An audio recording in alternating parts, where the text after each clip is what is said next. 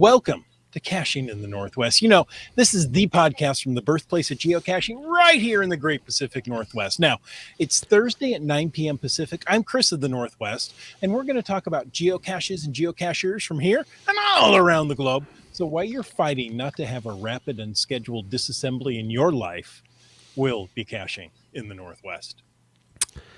Okay, it doesn't sound good, whatever it is, but tonight we're talking about something good, as always. Talking about the Mountain Loop Highway. You want to do a loop-de-loop on the highway? Maybe this is the place to do it, and maybe not. We'll find out, and I bet the viewers have something to say about it too. We want to hear from you. Chime in as I see this chat scrolling away already. But first, of course, it's time to bring in our loopy lemur. Some say his carpool comes with a lifeguard. And others say he has more ups and downs than a runaway railway. All we know is he's called Land Monkey. Runaway railway. Indeed. Are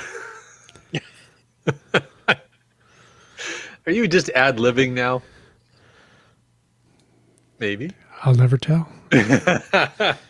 Runaway railway is a thing. Check it out. Google it. You'll find it. Isn't it the trains that run away? I'm asking for a friend. If you've ever heard of a runaway railway, throw it in the chat.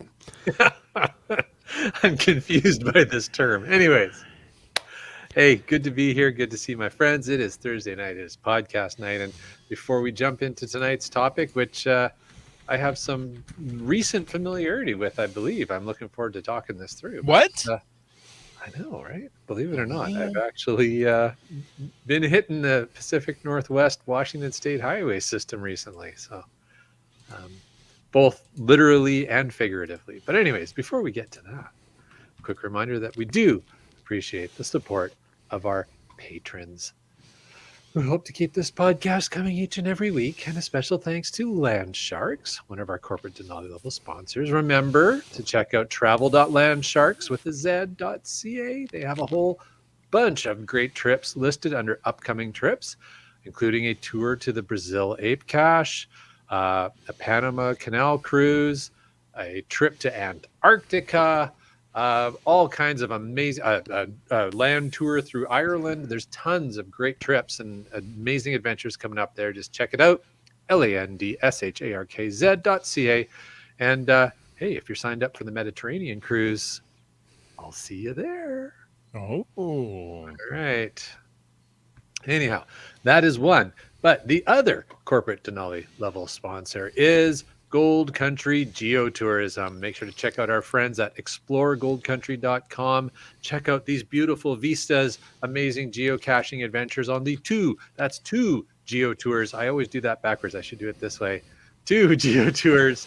And download the app to get all the current information about the area and where to stay and eat and shop. And if you want to know more about supporting this here podcast, well, we encourage you to head over and click that Patreon link on the cachingnw.com a website. thank you very much. Limax says there's a new runaway railway in Toontown in Disneyland. Okay. I've heard of it. Never seen it, but I've heard of it. There you go. There you go. Hollywood Studios, Mickey Minnie's Runaway Railway.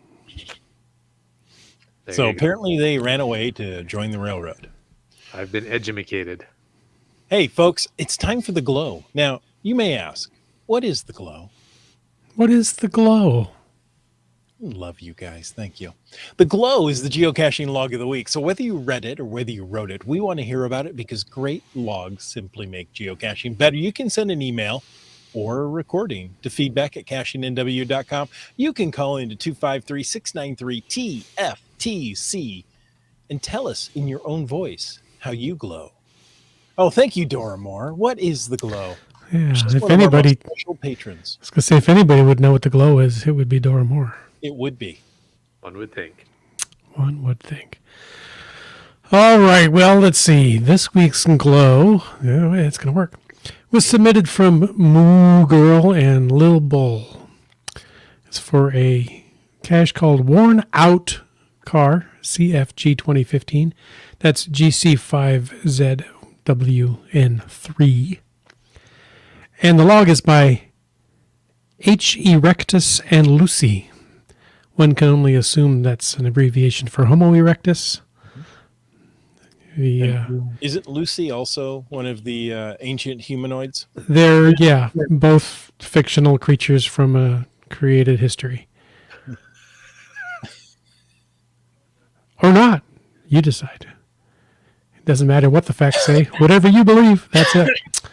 The log says, we had the opportunity to visit here again while on our way back from Burnaby. We came around on number 1, so we could do the TCHLC, Transcontinental Hotels Looping Chocolate. I don't know what THC is, but I'll bet you guys do. Beach-Owls, the Adventure Lab series on the Trans-Canada Highway. Oh, there you go. This is one from Hope to Cache Creek, and we pulled in here to avenge the previous DNFs. Homo erectus, heretofore abbreviated in the log as HE, scrambled down now armed with intel kindly provided by the cache owner. Sadly, HE's search still came up empty, and he returned to the cache mobile empty-handed. Lucy glared disdainfully at HE and stated she was not moving on until the quest was a success. Back down HE went and made a final desperate attempt, sacrificed life and limb, and if you go to the cache posting, you'll see the photo of said limb, and was able to extract the prize. Yay! The cache was in the most obvious spot, and I had searched there often, but not quite enough. Certainly got my exercise on this one and didn't lose too much blood. Thanks. That's always a goal of mine, not to lose too much blood, yeah. Just the right amount. Just the right amount. Oh, look at that. Keats 94s knows something about the T-Chals. He might know a little bit about T-Chals, being one of the organizers. Yeah, T-Chals, but the THCLC, that confused me. Yeah, understandably. It did me at first as well, and then I was like, oh, if I think about where this is taking place. Yeah. Okay, it could be Tri-City highlight caches. It could be. Also is, yes. I think it'd be totally chocolate abbreviation. I don't know. Tangy chocolate? No. Oh. Seeing as how it's up in the Cache Creek area, yeah, probably tangy chocolate. Tangy chocolate. Yeah, stay away from the tangy chocolate. That's all I've got to say. Folks, if you want to say something, did you catch that segue? That was a pretty good segue. Good job. Yeah. Segui, as one might say. Mm-hmm. If you want to say something tonight, use the hashtag loop. Get a little loopy tonight in the chat. I'm just so clever. See what you did there? Yeah. You can use that in tonight's chat. Our chat lackey's back at his normal spot behind his computer screen and maybe working. We can't quite tell yet. Our abnormal chat lackey is back in his normal spot. Is that what you said? There you go. Okay. We love our chat lackey. If you want to bring up something that's not related to the Mountain Loop Highway, we call that For the After Show or FATAS. You can use that for bringing it up in the after show. Of course, we have our favorite hashtag podcast baking and podcast drinking. Tell us what you're cooking and sipping on tonight. Hey, I'm doing that tonight. Ooh. The podcast baking thing. Yeah. What? I think this is the first time I've done podcast baking during our podcast. Well, you have to go get it. It's got another hour to bake. Oh, man. That's a lot of So baking. we better finish the show on time. It's been in the oven for 2 hours already. So Oh my. What on earth are you baking for 3 hours? I was gifted from my son a recipe he found it online. So homemade beef jerky. Ooh. So I'm hoping it comes out well. Nice. This is along the same lines as Stark Casher's bacon baking. There you go. Nice. BC Rock Crawler is drinking Vancouver Island water tonight. Nice. Not to be outdone, Limax is drinking Massachusetts tap. I wonder what the year is on that one. I'm wondering with BC Rock Crawler if he's just stepped outside and looked up and opened his mouth. Because you can drink a lot of water tonight doing that. Komakino has a Bloody Mary. Nice. And Starcashers' favorite mix of half 100 proof vodka and half cherry brandy. Wow. So does that also 50 proof also vodka? known as instant death. Or blindness. Yes. Oh, wow, that's great. Can I just drink it till I need glasses? Yeah. You have glasses. Oh, well, I'm going to stop drinking then. Of course all I have glasses. You don't drink straight out of the bottle. Come on. Oh, okay. Good stuff. All right. We've got some news tonight, folks. The biggest news of this week, and this is pretty big news. And we're going to be reaching out to some of our friends at HQ to have them come on to the show and give us the official word and some discussion on this. But if you're watching the geocaching.com blog, you may have seen this posted very recently. Here at HQ, they say they've been working hard to maintain the original geocaching premium pricing for more than 21 years. I didn't realize the price has not changed since they started having this. And that's impressive to hold the price of a service for 21 years.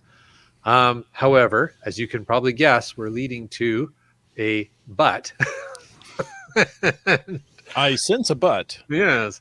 Despite significant cost increases, they have held that price. They are updating their pricing in order to be able to continue to deliver the high level of service to the global geocaching community while also rewarding current premium members for their ongoing loyalty and support. Now, what could that mean? June 6th, 2023, the prices of premium membership for new subscribers. Did you catch that? I think that bears repeating.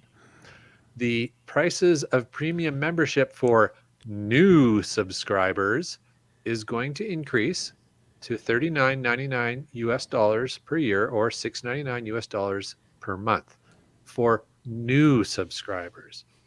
Prices may vary depending on your local currency and taxes, of course. So those of us in Canada will pay whatever our exchange at that time is on that US dollar price. This change will not affect existing premium members as long as your membership doesn't lapse. So there you go.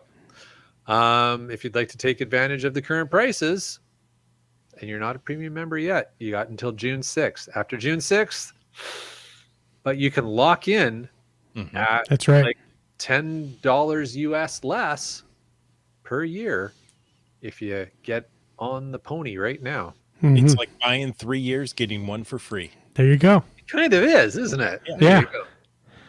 All right. And don't forget to use that hashtag CNW discount for the double half rate. Yeah. Yes, indeed. We're there to help you out, folks. All right. Well, if you want more news on that, again, check out the geocaching.com blog. There is an article there with basically what I just read to you, but some links. Peach says Costco has not raised the price of their hot dogs in over 30 years. They probably haven't gotten new ones in over 30 years either, but That's right. BC Rock Crawler says, I think the charter memberships were $20 US. Still PO'd. I passed on that. Oh, missed opportunity. Indeed. All right. But still, BC Rock Crawler's locked in at 30 US. So could be worse, right? That's right. Yeah, don't let your membership lapse. Yeah. And, it's still a bargain, really. I did the math. It's like, even if you paid the higher rate, it's like 7 cents a day. So it's about like $1 per geocache per year for me. Yeah, that's about it for me. Yeah.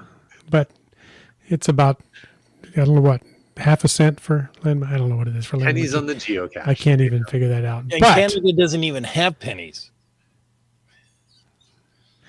I have some Canadian pennies still. Lots of Canadians have lots of Canadian pennies. We don't know what to do with them, so they go into geocaches. Spend them. Yeah. Wrap them up and spend them. Anyway, moving on. There's another news story, and coincidentally, it was contributed from the same people as The Glow. They contributed The Glow and the news story. This came from Moo Girl and Little Bull. It's a news story from the Vancouver Sun about a derelict house in a posh Victoria neighborhood. And there's a neighbor that's concerned about, what neighbors are typically concerned about. Vandalism, teenagers, and geocachers. You should be concerned about the last one. Yeah. A neighbor of a once elegant Oak Bay house called for a derelict property bylaw. They said 6 years after the fire ripped through the second and third floors of this once elegant Beach Drive home, the property, it's attracting trespassers. Teenagers break into the property and vandalize the cars, the neighbor said, and he files police reports because he's worried about teenagers getting hurt inside the building. We are the nice watchdogs. We tell people it's private property. Recently, though, he saw someone rummaging under a pile of twigs in the backyard. The person told him they were geocaching, burying treasure on the property. I make no claim about burying treasure and geocaching. Those are not the same thing. Just I'm saying. out here. Yeah, That's all wrong. There may be a Okay, gap no. in information there. Let- But let's that's right. continue This on is just and what the go on. story reads in the paper. And it says, so now you have a geocacher who wants to hide something in his backyard so all the geocachers can start traipsing through. Get out of my backyard, in other words. that's right. Hey, you cashers, get off my lawn. Yeah. That is pretty much geocaching. exactly how I'm reading this article. No, you geocachers, get off my neighbor's lawn, That's Yeah, right. exactly. who doesn't live there anymore. Yes. Wow. Yeah, that's I think- interesting. So yeah, we don't know, right? We weren't there. We don't know what the geocacher may have done. It may be like right at the property line. They were Yeah, just stuffing yeah. beside a tree. It may back up to the woods. I don't know. We don't know the details here. Of course, the newspaper and the neighbor are going to make it sound as dramatic as possible, and you can see the visualization of non-geocachers reading this article of us geocachers in the dead of night with our balaclavas on and shovels, digging holes Yes. right up beside the foundation of the house. Right. So, what do we got? Sorry, Kitty Quest says. That derelict building is just a few miles from me, but I promise that I was not the one hiding that cache. Okay. Yes, but have you found it already? Ooh. Did you get FDF? Mm-hmm. I'm just curious that a fire ripped through the second, third floors of a house 6 years ago, and there are still cars there to vandalize? You got to read this story. So I don't think I put the link in. I didn't. But if you search the Vancouver Sun for derelict house Victoria Uh-huh. online, you will definitely find this article that Mooger and Little Bull sent to me in advance of the podcast here. And I just thought it was funny, right? Because it's, as he said, when he sent it to me, he said, oh, well, there's a reference to geocaches in this article. I thought that was kind of interesting. And then when you read through it, just the way that they depict us is like pretty much the common perception, right? Yeah. Yeah, exactly. Okay, so 15, 16 months ago, there was a major fire a couple of blocks from me. And out my bedroom window, I can still see the hulk, the burned out hulk of that house. Mhm. It stands there in the rain and in the snow. And so it's there for quite some time. There hasn't been Yeah. anything done to it. So 6 years, yeah, I could see that happening. Yeah, that's too bad. I mean, it's obviously unfortunate for the family who lost their home. Yes. Who knows what their situation is now? And Keats's link isn't to this story. He's sharing a link. Oh. It's to another story he mentioned of a bomb squad being called to Greenwood, Nova Scotia, due to a pipe bomb shaped geocache. Always one of the best ideas. If you're going to hide a geocache, make sure it's a piece of steel pipe with caps on both ends. Yes. Yeah. Yes, I can't even see any problem with PVC that. with caps on both ends there, Yeah. and the fake fuse, because that's what the coyote would do. Yeah. That's just funny. Or a little stopwatch glued to I was the going to say, you put an alarm clock by it so people know what time it is in case they're late for the bus to get back to work, I see nothing wrong with this plan. I can't imagine, maybe and a of couple of course- highway flares. You have to put the battery inside that tube because it'll stay dry in there, and then you can just run the wires out to the clock. Okay, sure. Just Finding Our Way has already Googled this article. He says it's not just any car, Jim. Okay. The house damaged by fire in 2017 has been abandoned and has a Rolls Royce on the buckling driveway. Okay. Wow. There you I have go. a Rolls Canardly. Rolls down one hill, can hardly get up the next. But and okay, so now my final question about this house, because of my knowledge of Victoria geography is like that much. I hear Beach Drive, and the first thing I think of is the webcam cache. On You're you not know, far off. That is it close to that area? that general area. Okay. A little further along, but yeah, that general area. Okay. It's So very not- windy and not rainy over, there. like, towards the Esquimalt, like where the sharks are, not downtown Victoria, Okay. or along that coastline type area there. Yeah. That webcam is very windy and very rainy. I know that because every time I've been there, it's been that way. Once. Yeah. The GSF Wits feed End. says geocaching training bomb squad since May 2000, and followed up by Komikino Yeah. tonight on how not to geocache. Very funny, you guys. Oh, so good. I'm just impressed with Wits End's Vancouver geography. Vancouver Island. Yeah. Vancouver Island's geography. There we I'm go. not impressed with yours, Chris. No, and you should not be. Wits End is impressive in many ways. We He's know kind of a this. Renaissance man. He is. But it's a family show, so we can't talk about everything here tonight. Okay.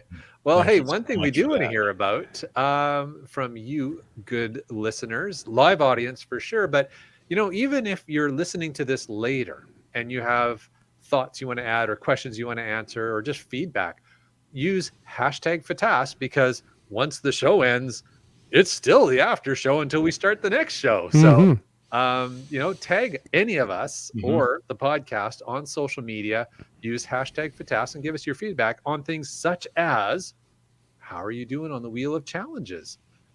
If you're watching live tonight, let us know. Use the hashtag FATAS. Let us know how your Wheel of Challenges progress is going. I'd love to talk about that. I'm going to interrupt you, Land Monkey. Yes. I don't think you can just say Wheel of Challenges. I think it has to be Wheel of Challenges. Okay, I'll try. Okay, do you want me to give it a practice run, or Yeah, are we would just you? okay? Wheel of Challenges. Is that what we're looking for? Oh, that's much better. That's much better. Yeah. Sorry about everybody's ears. Oh, that's okay. I can follow it up with my progress is wah wah. That's it. Now you know my progress. Moving on. Oh dear. Apparently, Limax has become a psychic. Okay. He's now a medium. All right.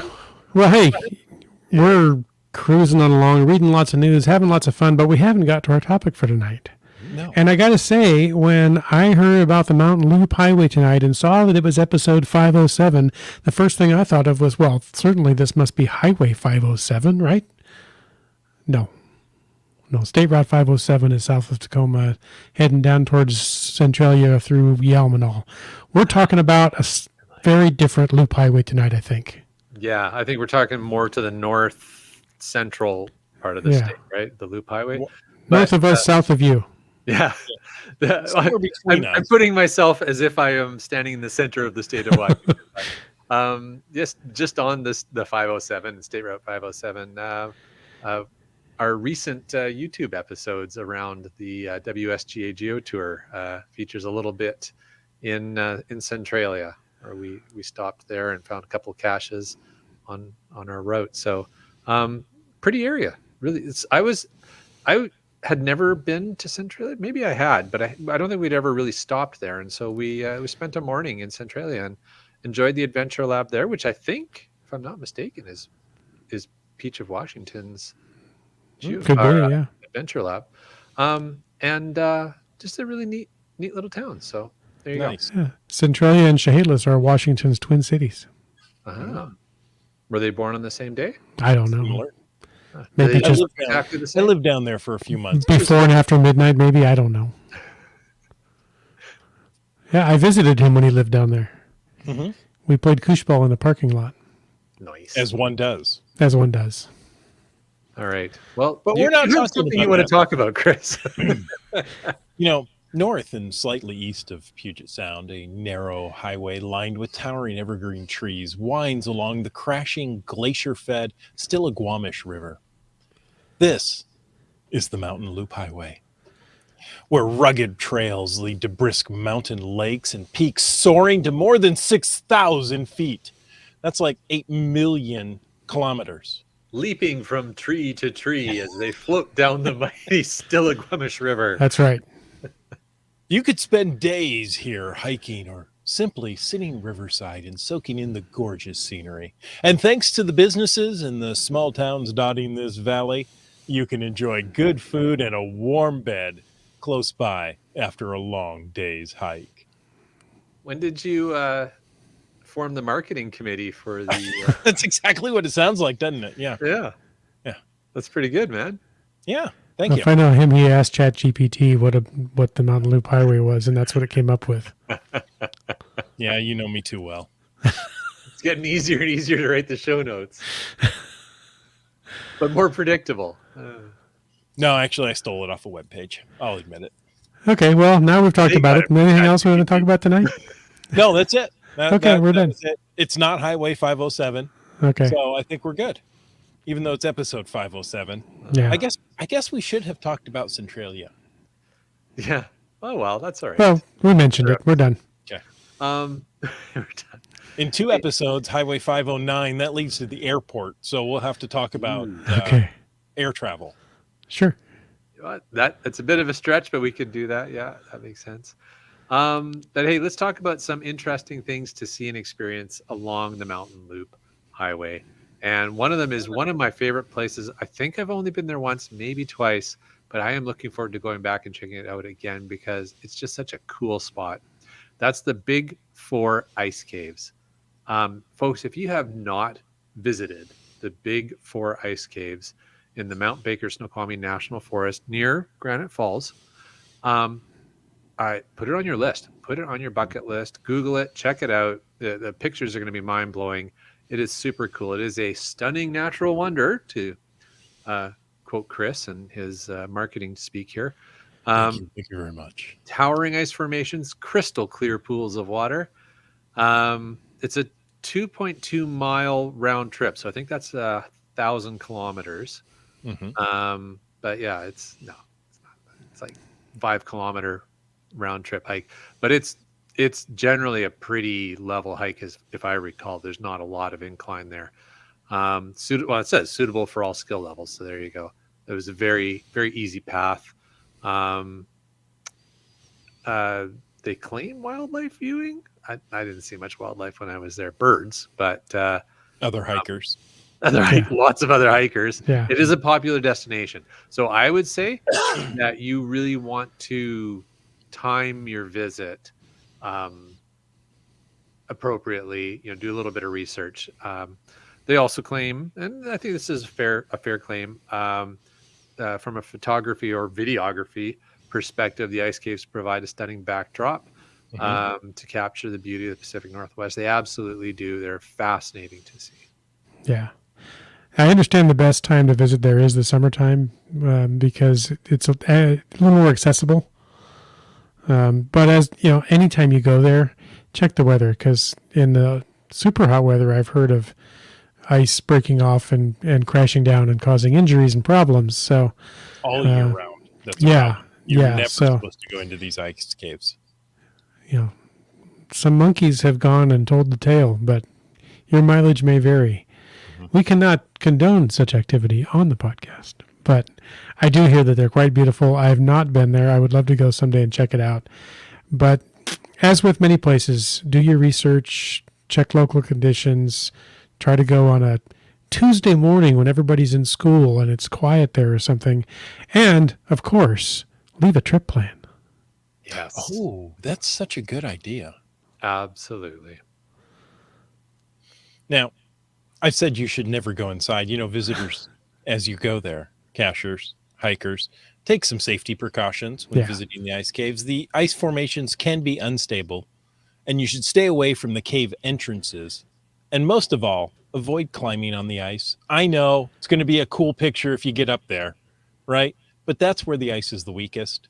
and it's a long way down. And if I'm not mistaken, there's sharp rocks below. Bring it on. Even if they're not sharp, there's rocks when you fall onto them. So yeah, probably not the best idea. I added the sharp. I figured, sharp rocks below. Yeah, and dragons with big teeth. Yeah, exactly. What, behind that rabbit? That's right. So stay on the trails. Don't go in the ice caves because you've got ice and rocks that will fall. So, and watch out for sudden weather changes. You are in the mountains, right? It could happen. Not far from the same area. Oh, did we mention there was an earth cache there? No, we didn't. We Oh, completely overlooked that fact, which is the earth cache is kind of what drew me there in the first place. Like, No. earth cache. Well, this is the thing. I mean, we've talked about this many times, but you're looking at the geocaching map and you go either virtual or earth cache, and the first thought is, well, there must be something interesting there, right? That's my first thought. And then my second thought is, ooh, another earth cache. So, but yeah, there is an earth cache there. Is it an earth cache or virtual? I can't remember. I haven't looked at it for a while. Earth cache. Oith cache? Okay. Very cool. Yeah, Oith. Oith cache. Also nearby is, and a few of our listeners have been to this place, some of them with us. Mm-hmm. Some of them without us, Komakino. Yeah. when Chris arranged a group hike, that was very fun. Monte Cristo, the ghost town in the Cascade Mountains. Also, and look at what Komakino put. Oh, he knew it was coming. Have you this. been reading the show notes? Again? But yeah, near Granite Falls, Washington. So I guess the secret here is find Granite Falls on Google Maps. Yeah. and now you kind of got a sense of where to go. But yeah, Monte Cristo is a really fun hike, and a really neat destination to go there. Of course, yes, there's geocaches and such to find. Lots. Sorry? Lots, yes. And it is a ghost town, which is always kind of cool.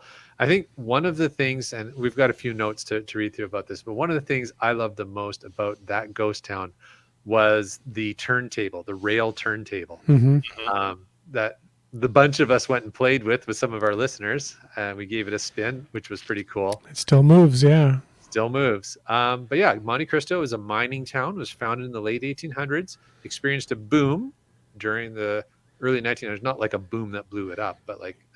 not like a geocache shaped like a pipe bomb boom. Yeah. No, that's different. The town is still full of some historic old buildings and artifacts, like the rail turntable, that provide a very unique glimpse into the past.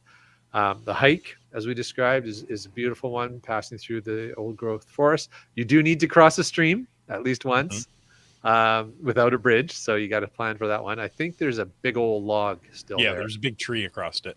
Yeah. Stunning views of the mountains, etc., of course. Did one of you guys, Jim, did you want to pick it up from there? The hike is a challenging one, so just be aware of that. It can take you all day to get up there and back. It's about 8 miles. It says total distance. I can't remember if that's round trip or one way. But it's up there ways. It's not just a pop in, take a few pictures, and run back to your car within 10 minutes. You're going to commit some time to it, but it's rewarding. The reward of reaching it, it's well worth the effort. And we hiked all the way up there and found a Jeep sitting there. So I guess there's a way to drive there, but I don't know. Not sure how they got it. I think there's a different road that can kind of wind in from somewhere. It's either that or somebody said that there was a caretaker or somebody that had special privileges to get in there. So I would hike up there. It's a nice hike. Yeah. Oh, it's worth it. Yeah, you do have to cross that river on a log. You do have some former riverbeds or just dry riverbeds that are very big, softball-sized rocks that be careful you don't roll your ankle on, kind of thing, But it's not that hard. I think Team Noltex tried to go up there on mountain bikes, and they said they wound up pushing, carrying, dragging mountain bikes for quite a ways during that. So it's not necessarily conducive to biking up there, but it's a great hiking trail. Get up there and enjoy it. And there is a lot more wildlife, perhaps, than the ice caves. There's has been sightings of black bears, cougars, and elk. So, Nice. Komakino says there is a back way in. The mayor of Monte Cristo used to get there and back there's always a back way. with her Jeep. Ah, I wonder if there was air quotes around the word mayor. I'm wondering if it's a self-declared mayor. Well, I mean, you know, And is she a ghost? who's there to vote? I don't know. But as with any hike of that kind of thing, you should bring, plenty of water, plenty of food, appropriate hiking gear. There's the catch-all term that covers all things. If you went there, needed something you didn't have, it's because you didn't bring the appropriate hiking gear. So that's on you. Adventure safe. Don't come back to the podcast and say we didn't tell you. That's right. Even though you're hiking to a town, there's nothing there to. That's right. There's no gift The shop. stores have been closed for about 100 years. Yeah. I mean, a snack stand up there would be tremendous, but Yeah, and who's going to open it? yeah, I know. Who's going to run it, Chris? No. And just like the ice caves we talked about, the weather can be unpredictable and change rapidly. Mhm. So, I mean, be prepared. that rule should basically apply for the entire Pacific Northwest. Right? Yes. Yeah. You're in the mountains and the weather will change rapidly. Even when you're not technically in the mountains, the weather will change rapidly. Welcome to the Northwest. Let's see. Komakino says safety gear and a med kit too. Yes. We had a bad accident on our second hike there. Ah, We So, had a bad experience. so if you have a first aid kit, check it. You're going to need more than what you think you have in there. Yes. That's, I'll just say, for the last 2 Christmases, I've been asking for first aid. For last year was give me a bag, and the first year is give me a lot of the first aid stuff, and I realized it couldn't fit all into what I had, so I needed a bag. So now I think I have a well-equipped first aid kit. But you know what? Spend some time and go through it. The things in there expire. and yeah, it should be an annual exercise you can do. Is like every like January, February, like when you're not maybe hiking a lot, is a great time to just go through your first aid kit. But I mean, it's starting to sound like a different episode. Well, I think an injury on the Monte Cristo hike inspired an episode of this podcast, actually. Yes, So, It did. You're Yeah. right. Yes. So, Good point. yeah. And, the best way to know if your first aid kit is adequate is to just grab it with no other preparations and run out on a random trail willy-nilly. And you will, no, don't do that. It's funny you mentioned that. Now that I'm remembering, we had a couple of injuries, different kinds of injuries on that hike. Yeah. We had some wasp stings. That was fun. Oh, yeah. And then because we accidentally kicked up a in the dirt in the middle of the trail Right. wasp nest. Mud wasp. Why would they build a nest there? That's No. not very bright. Very poor planning. Yes. And then the more serious injury, one of the hikers had a tumble on the softball size and shaped rocks in the creek bed, and broke a finger. Yeah. That was the accident that inspired the podcast episode Yeah. around how to pack a first aid kit. Yes, absolutely. GSM Times 2 says, oh boy, this sounds like fun. Hike and get injured. Well, I don't know. We had an injury. Komokino had an injury on his hike. So I'm just saying. life happens. Life happens. Iham says, was not fun.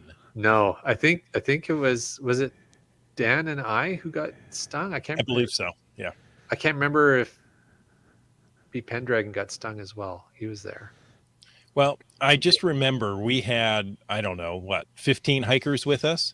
And with all of those first aid kits, we had what we needed. Yeah. No first Okay. aid kit had everything. Yeah. Right. But between all of them, we had what we neted, and a doctor. knew how to put And it a all nurse. Unfortunately, nurse. the nurse was the one who broke her finger. Yes. But she's a nurse. I'm trying to remember. Is she a nurse or a doctor? I don't want to. She was a nurse. Okay. Yeah. Haven't seen her for a while. No, she hasn't gone out hiking ever again. Yeah. She avoids us now. That's it. You maybe guys it was are a just curse. us. Yeah. Okay. Maybe it's not Anyways, hiking. Maybe it's just us. probably. Wrap up Monte Cristo for us, Chris. Yeah. What else can you tell us about it? Once you get there, you can explore some of the historic buildings of the ghost town. Some of them have a plaque in front of them letting you know that, hey, you see these bricks on the ground? This used to be this type of building, right? Because you look at it and you go, well, that didn't look very big. Oh, no, that was the hotel, or this was, so-and-so's house. Yeah. Some of them have been preserved quite well, and others are just the foundations. So some notable buildings are the hotel, the train depot, the railroad turntable, and the town's old jail. There's a couple of barns. There's a very nice little picnic spot once you, you're hiking and the trail's quite windy, going uphill a little bit, and then you hit this plateau and, oh, this must be the town. Plateau. Yeah. It's pretty cool. Yeah. Definitely a great destination. But I think to the point that Komakino is making, that we're making, it's a hike that, like any hike in the Pacific Northwest, of any significant difference, a day hike, a full day hike, there is the probability that something can go wrong. So we're just saying, be adventure smart. Oh, I like that. Iham says, quite honestly, the views at the end was worth getting a wasp sting.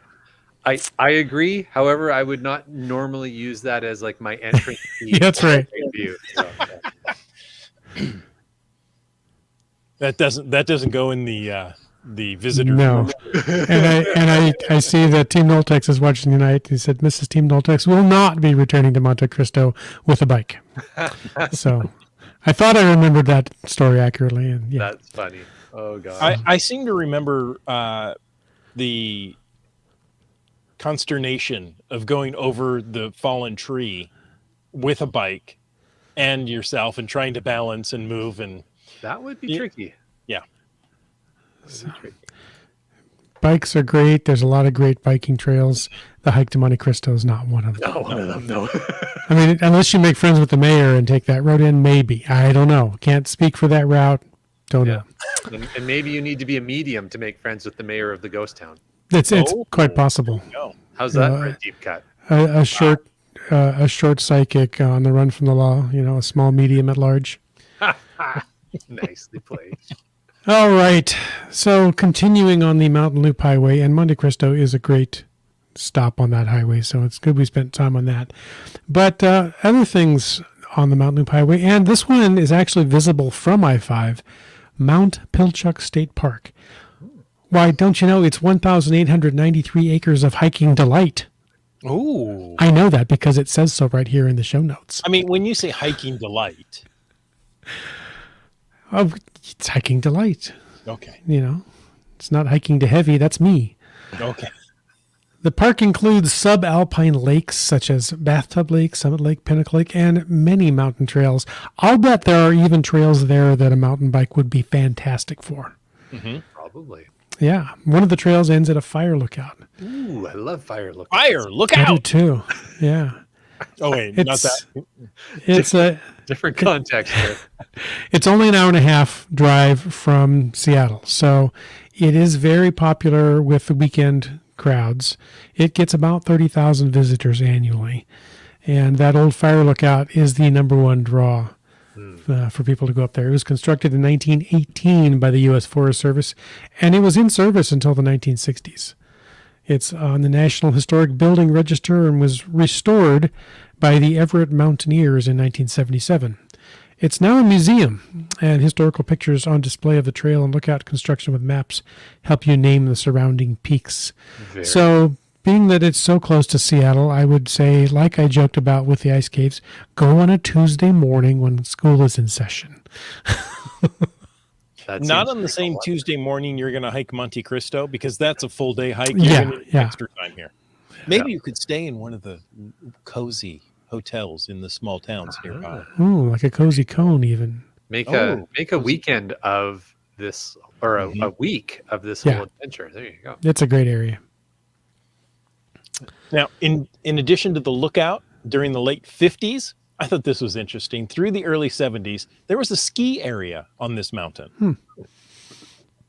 The Mount Pilchuck, or I'm sorry, the Mount Pilchuck Ski Club started in the area with one rope tow, but by the time it had stopped operating, there were 3 tows, like a sloth. Yeah. Oh wait, no, different. There were 3 tows, 2 chairs, a lodge, and a rental shop. And the piggy we stole from the shed. Yeah, And 2 turntables and a microphone. That's right. waka waka waka. Snowfall was inconsistent from year to year, much like it is here in Tacoma, or BC, or everywhere Anywhere in the world. Yeah. And eventually this led to the U.S. Forest Service not renewing the permit for the operation of the ski area. In 1979, the lifts were closed and the equipment was moved to Crystal Mountain. And that's still open there today. Well, the trail up Mount Pilchuck is accessible for most of the year if you're so inclined. But be aware that during the winter months, there's snow on the trail. I mean, you're at a higher elevation. Even though we said it's inconsistent snow, there will be some snow and ice. It's not there all the time. It's just there when you want to hike. That's right. So be prepared for winter conditions. The summer route up to the fire lookout, is 3 miles. I think we had some discussion about how many kilometers that is earlier, about 5, with an elevation gain of 2,166 feet, which... That's 660 meters, by the way. I was going to say, it's a fair bit, but it's not that much. Yeah, No. It's not bad. And over, is that 3 miles return or 3 miles one way? Doesn't say. I guess one way, because they're saying the route to the lookout is 3 miles. So 2,000 foot elevation gain over 3 miles. That's not bad, assuming that it's not like all in the last 100 feet. Well, let me tell you about somebody who's hiked this before. So Peach says the trail up the lookout was one of the state park geocaches. You cannot ride a bike up that steep trail full of roots and rocks, barely wide enough for 2 people to pass at times. Okay. So that sounds like our North Shore mountain trails. Roots and rocks, I like to say. Yeah. It might be good for a horse, but not a bike. I just mentioned that there are probably trails within Mount Pilchuck State Park that are bike friendly. Right. Good point. Just not that one. Oh, the others. The others. Mm-hmm. Okay. Well, now in my head, I just got roots and rocks and roots and rocks and roots and rocks and roots and rocks. Okay. Which is my mantra when I'm going up turntables and a mic? Vancouver. Sorry? Is that your 2 turntables and a mic? Yeah. Yeah, it is. Well, exactly what that is. That's how I just keep myself motivated and moving when I'm going up those steep North Shore trails, just going roots and rocks and roots and rocks and roots and rocks. They're like little built-in steps. They are. Of uneven and slippery. Yeah. They're the best steps ever. Absolutely. Okay. They get you to practice your first aid. That's right. Have good hiking boots. Something that gives good ankle support. Mm-hmm. Yeah. But this is sounding like another show. Yeah. Chris, I just want to say, we've run through most of the stuff here for this route, but thank you for pulling these together. I think we've highlighted 3 very unique and cool things to check out on the Mountain Loop Highway. So I think, again, if folks are like, Mountain Loop Highway, where is that? Just Google Granite Falls on Google Maps. That'll put you in the right starting area, and you'll be able to see where all of this is. And it is even if you just want to drive and pick up the occasional geocache and just drive it, and you don't I don't want to do these hikes. It's still a beautiful drive. Yeah. Exactly. Go out and explore the Northwest. You'll find spots that are worth it. You will. Mm-hmm. Yeah. Chris promises you.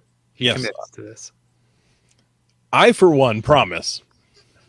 And this message is endorsed by Caching in the Northwest. If you're going to go do Monte Cristo, definitely do a trip plan. Definitely go with other people. Yeah. Make it a hike. Komakino goes regularly. I don't know if it's every year, every other year, but he does a hike out there. Get with him. Just start watching the cache page and you'll see, hey, we're planning a hike for such and such time. Yeah. Very cool. Definitely good to go with a group. Yeah. Go to the nearby McDonald's and the McChevron station there. Interrupt the older gentlemen in their morning coffee. You're going out there. Why would you want to go out there? So there you go. Komakino says he's already contemplating a hike to Monte Cristo for this year. There you go. Safety in numbers. Indeed. Exactly. So yeah, if you want to go out to Monte Cristo this year, sorry, I already forgot the name. I was moving on. Go with Komakino. Maybe we'll come along just for the good old times. Maybe. We'll see. Pack a sandwich. Yeah, Or definitely two. pack a sandwich. And a lot of water. Yeah. I have to admit, that was the first time I ran out of water on a hike. Oh. Well, I mean, I could see the car and I'm like, yeah, I need some water now. All right. Well, did we cover everything up there, Chris? I think so, folks. We hope you enjoyed this episode of the Mountain Loop Highway on Caching in the Northwest. Indeed. And of course, as we always do, as we're wrapping things up, we want to take a moment to thank Land Sharks and Gold Country Geotourism, our two corporate Denali level sponsors. Remember that landsharkz.ca is the outdoor adventure and geocaching store. Check them out online, and they are shipping those online orders daily. And for absolutely amazing geocaching adventures and two, count them, two geotours, visit exploregoldcountry.com. And we want to thank all of our faithful Denali level supporters. That's Land Sharks, Gold Country Geotourism, Team Squirrel, Groovy Owl, and Cashly, the geocaching app. Folks, if you want to know more about supporting this here show, head on over to our website. Check that Patreon link on the CachingNW.com a website. Like JCar did. And MC3 Cats. And CRS 98. And Kev MacD. About you, Dak. And BC Rockcrawler. Winos, Seattle. Team Noltex not taking their bikes back up to Monte Cristo. GSM ×2. Segehove. B Pendragon. Just Carlo. Rar 285. Alarobrick. Ari 5, 4, 3, 2, 1. Geo Nav Pro. Kid Vegas 19. Subaway Mark. Peach of Washington. Seebeck Tribe. Trexer. LG 9000. Terrible Lunch Great Cashier Gas Station Tuna. And for all you spilly drinkers, it's Wet Coaster.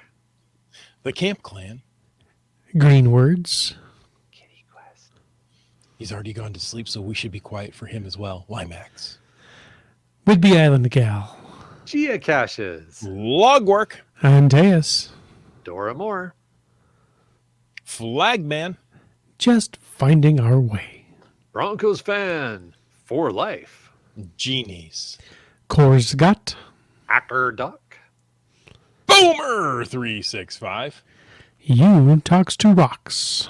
And last but by no means least, Skyhawker.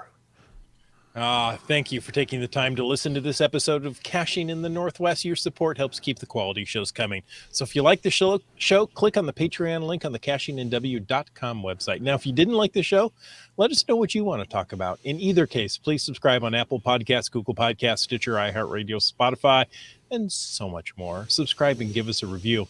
If you were in a restaurant, you would tip. If you were in a live audience, you would clap. But since you're on a podcast, leave us a free, fast, fabulous, fantastic 5-star review. You can thanks for the mouthing of words there, Land Monkey. That does help. It doesn't help when I mock you. Mm-hmm. Yes. Okay. I'll keep doing it then. Okay. You can call into 253-693-TFTC and leave us a comment, ask a question, or help us with that gas money so we can get on the freeway. The freeway of love, any time of the day or night. Awkward in here. Of course, you can just email us at feedback@cashingnw.com.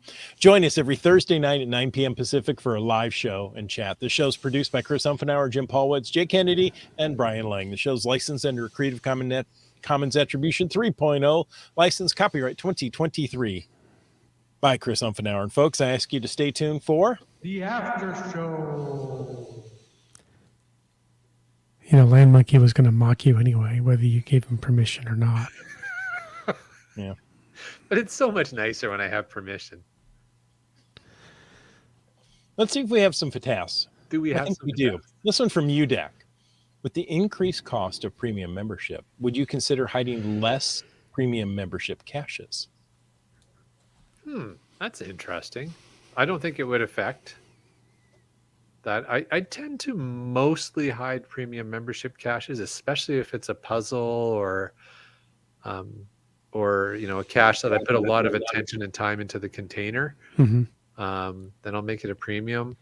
And generally, it's just because I want it to be found by people who are a little more serious about the game. And with puzzles, I hide them because I just think it's simpler for people who are new to the game and don't necessarily understand what a puzzle is. So I don't want to be getting the messages like, well, I went to where you said the coordinates were and there's nothing here. Needs archive. It's in the middle of the freeway. What are you doing? Yeah, that's right. I put it in the middle of the lake. I dove down. There was nothing there. Yeah, exactly. Oh, dear. What else have we got? Let's see. Seabeck Tribe, or Seabiscuit, as I found out she's also known as. I got done last weekend while in Issaquah Snoqualmie area attending an event in Cito, plus some ALs and caches, and I know she's talking about the Wheel of Challenges. Gotcha. All right. Anybody else have Wheel of... Yes, here's an interesting one. Okay. You, Dak. Yes, you, Dak. Someone on Facebook suggested that headquarters also charge for the Adventure Lab app. What do you think about this? Well, Yes, somebody first seems to have a why? thumbs down. Yeah. I'm not sure. I'm not sure why they would do that. I don't know what the argument would be in support of doing that. There was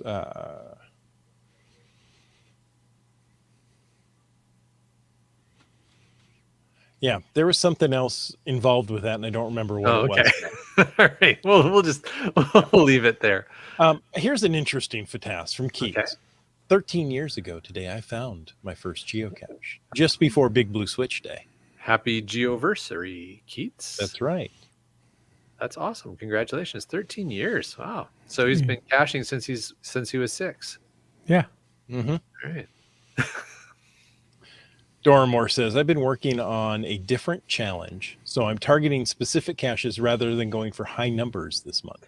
So this is interesting because this raises the whole challenge with the Wheel of Challenges, in that depending on what challenge they come up with, and a lot of people are concerned that at one of these months they're going to roll streak, and you need to have a, who knows, like a 30-day streak. A 2-day streak for easy, a 5-day streak for medium, but a 30-day streak for the third souvenir.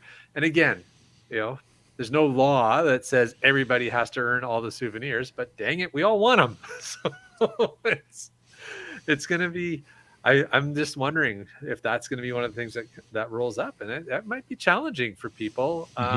Thus, if you're traveling, challenge. It is. But I know a few people who are a little concerned that one might come up. So I don't know. We'll see.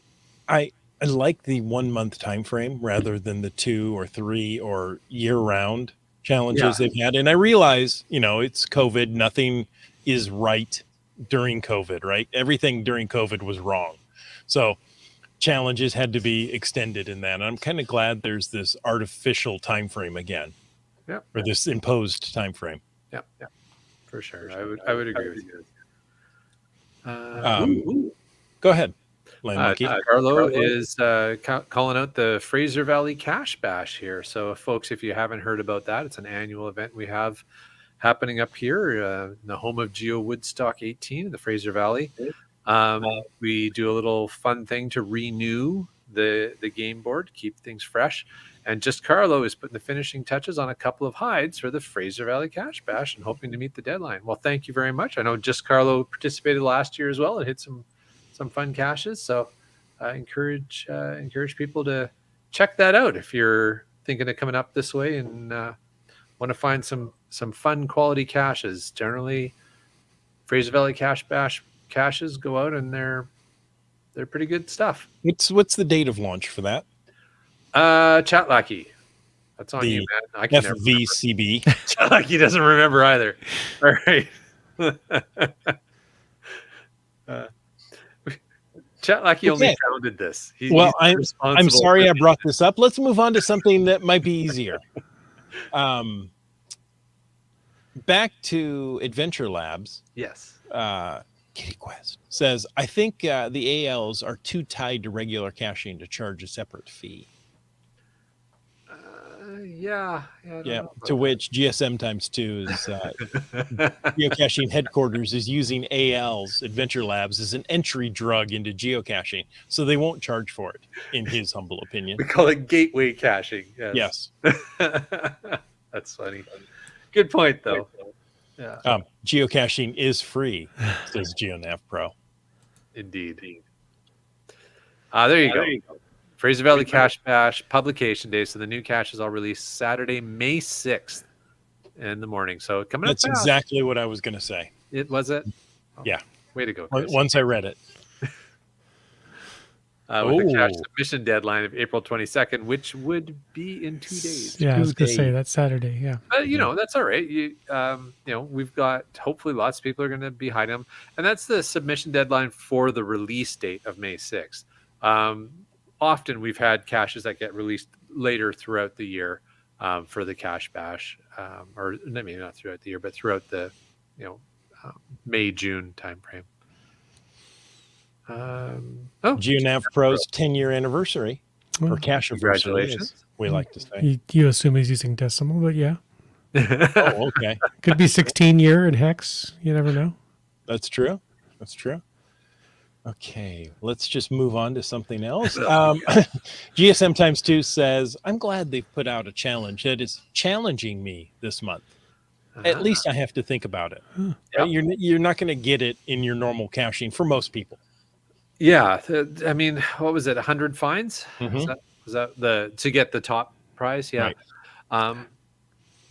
So we got it on our road trip to work on the WSGA series because 5 days on the road, you're going to find quite a few caches and Adventure Labs. And yeah, I agree. I think it's good to make them somewhat challenging. Otherwise, kind of what's the point? I like the easy prize, like where they set the bar pretty low for everybody should be able to achieve the first souvenir. And I like the fact that the hard souvenir is a stretch goal to get to it.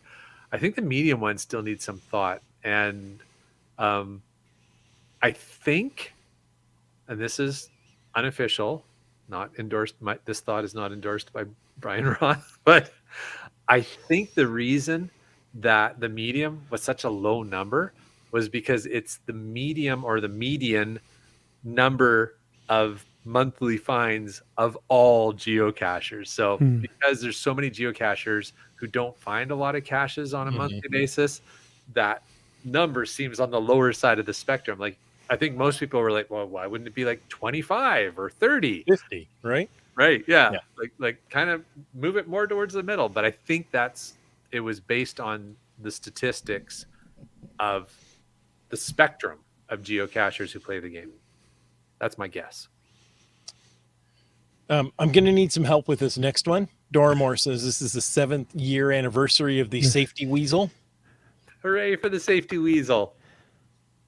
Yes, I'm not privy to that story, but I had a very similar story where We were in Mexico and at a camp with a bunch of high school kids, and the host in his thick accent talked about to get the kids' attention, sometimes you need to blow a weasel. So we talked about blowing a weasel all week long. Wow, we just changed the rating of this show. What? It's like a police whistle? Yeah. Of course it is. Never Yes. mind. I'll just. A weasel for someone needing help. I was asked if I had one by someone doing a survey in an emergency on emergency preparation. He had a heavy accent. Oh, there you go. Maybe it was the same person. Yeah, could be. It probably was the same person, I would imagine. Too funny. Wow. Too much. What else do we got? GSM times 2 gets 100 fines in 28 days. So that's just about a month. There you go. I average about 100 fines a year, so I won't be getting that challenge. Yep. Well, all depends how driven you are to go for the souvenirs, right? Everybody has different.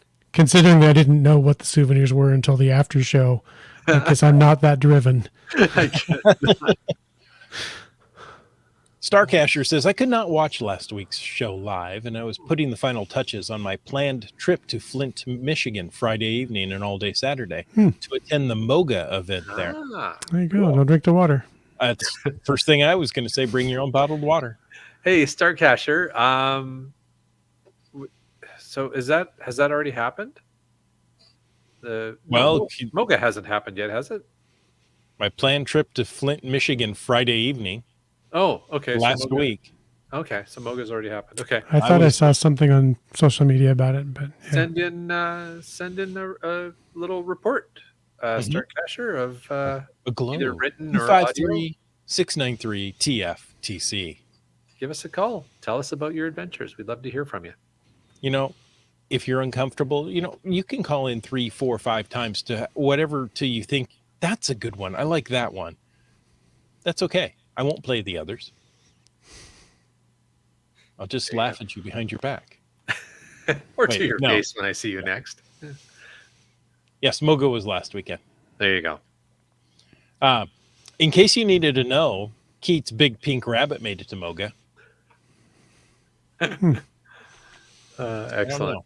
Congrats, Keats. Were any weasels harmed in the making of this podcast? Not at all. Somehow, podcast drinking and safety weasels don't mix. No. That's why you need safety weasels. Mm-hmm. Folks, thank you so much for joining us tonight. Remember to keep your safety weasel with you at all times. And until next week, get out and get caching.